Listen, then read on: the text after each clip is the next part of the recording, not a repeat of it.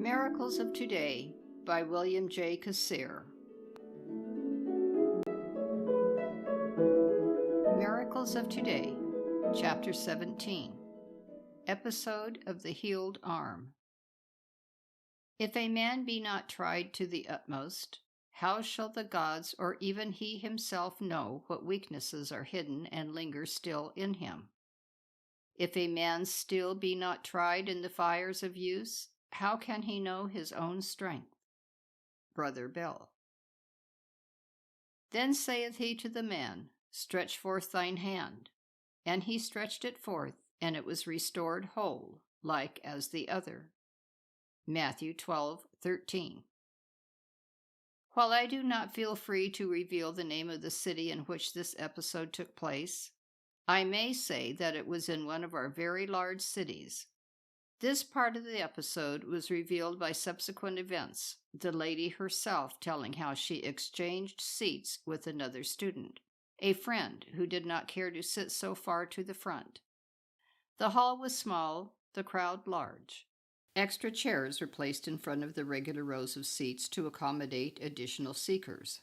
So many additional seats were placed that the knees of the people in the first row touched the edge of the platform.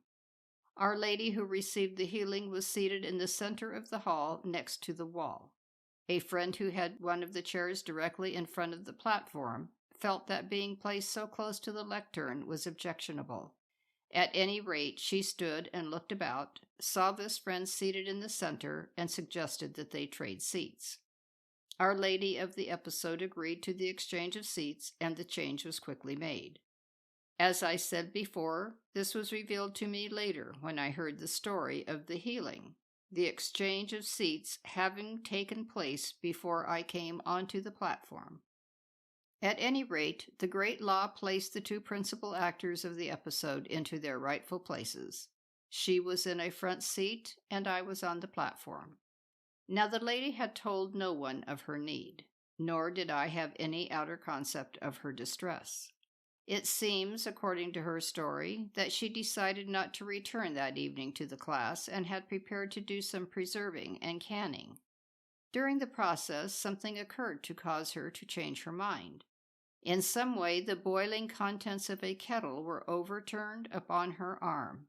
The ensuing burns were serious and severe, as well as painful.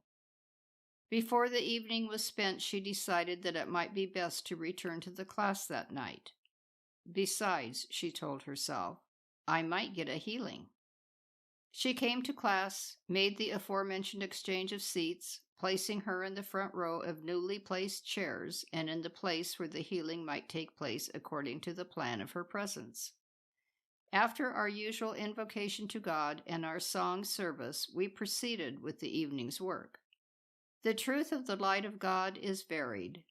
Many themes are possible, but on that particular night, the lecture was on eternal youth and health. During the evening, I accepted written questions, and the one in particular with which we are concerned was from a gentleman whose baby had received injuries. The hand and arm, as I recall, had been caught in a piece of machinery and badly crushed. What would you suggest? The question read. What colors of rays would you use, and how would you use them? My answer was in the manner of many Americans who reply to a question with another question. Which arm is it? The right, was his reply. Then I explained, I'd raise my arms to the great light of the presence and ask for its healing currents.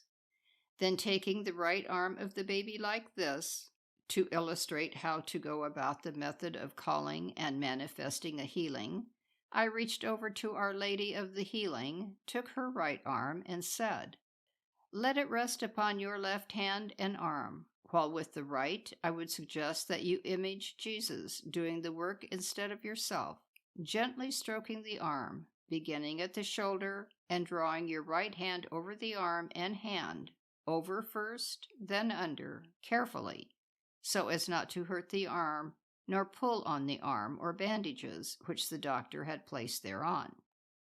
First over, then under, about 7 times. Then go wash your hands. Upon finishing, I smiled at Our Lady, who turned on her heel and left the hall. I forgot her promptly, refusing to be disturbed by anyone leaving. Sometimes people came great distances and had to leave early before the class was ended to catch a bus or a train. I continued reading and replying to questions.